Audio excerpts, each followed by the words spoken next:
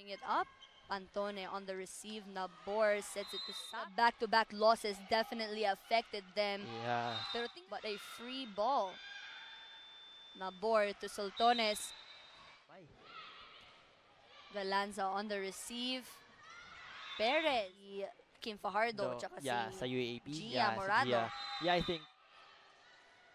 Sato again, blocked at the net. Grabe, long rally. Tsaka ang ganda ng depensa sa block, sa net talaga.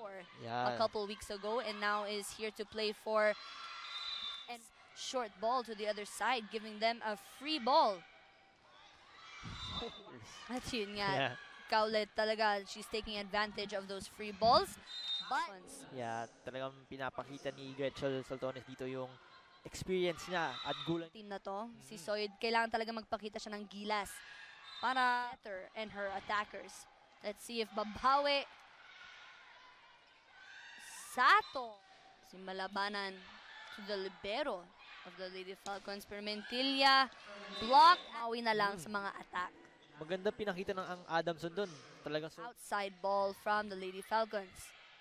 Romero sets it up to Soyud. What a cross.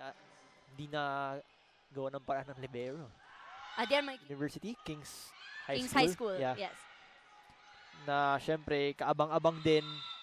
And iba yung exposure and yung gameplay talaga sa PVL. Yes, great practice talaga. In order to play the sport you love. Yes. Yan ang tinatawag. Mga Lady Falcons yun, mas sustain nila yung energy nila and yung floor defense nila. Like that. So, kailangan... paasa na yan.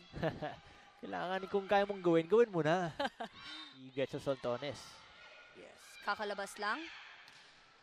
Cross. Bola ng setter, napapatay niya. Nagagawa niya ng paraan yung mga mahirap na bola. Talagang tinutulong. Mabilis yung reflexes mo, reaction mo. Pag nasa harapan si Nabor. Pressured sila kasi bawal ka yung service talaga nag-start ng laro eh. So, kailangan pahirapan mong kalaban. Maingay. But again, nakita natin another touch through the block. Soltones sends it to the back. Ponce was there.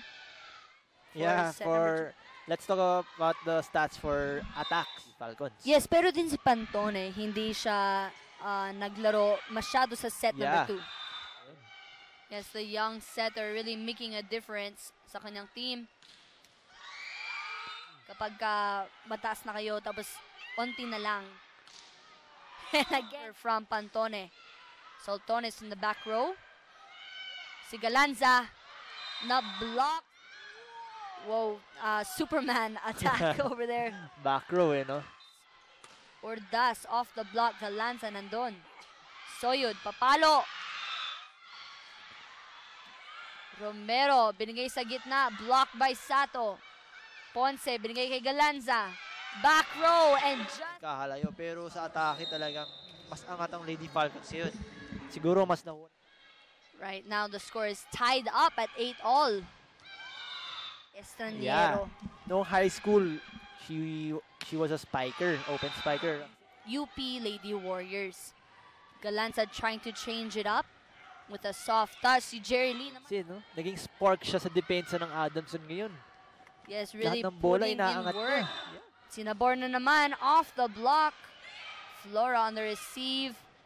Back row attack. To score a point yun is to check sa kamay ng blockers. Yeah, hindi puro power kailangan sa sending it into the net with our player of the game after a short break.